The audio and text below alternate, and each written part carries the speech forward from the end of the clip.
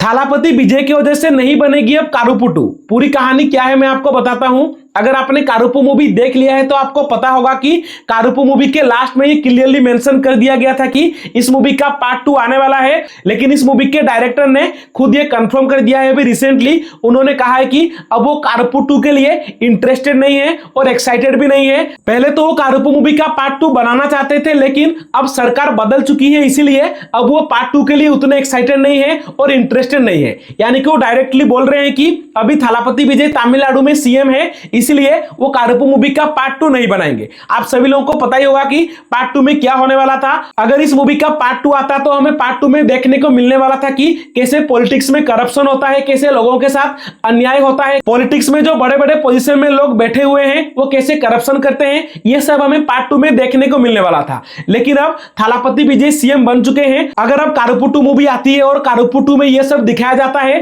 तो इसका मतलब ये होगा कि थालापति विजय सीएम है और वो ये सब कर रहे हैं, तो डायरेक्टली या इनडायरेक्टली थालापति विजय के ऊपर इंपैक्ट पड़ेगा। इसीलिए अब आरजे बालाजी कारुपु 2 के लिए इंटरेस्टेड नहीं है और डायरेक्टली या इनडायरेक्टली उन्होंने ये बोल दिया है कि फ्यूचर में कारुपु 2 नहीं आने वाली, क्योंकि अब थालापति विजय का सरकार है। आप में से बहुत सारे लोगों को ये नहीं पता होगा कि कारुपु मूवी का जो स्क्रिप्ट था वो सबसे पहले थालापति विजय को ही दिया गया था। जो थालापति विजय की आखिरी मूवी होने वाली थी वो कारुपु हो सकती थी अगर थालापति विजय इस मूवी के लिए हाँ बोल देते। और थालापति विजय ने स्क्रिप्ट को पढ़ा था, उन्हें पसंद भी आया था और बहुत सारे सजेशन भी उन्होंने दिया था। कुछ लॉजिकल क्वेश्चन भी पूछा था उन्होंने आरजे बालाजी से।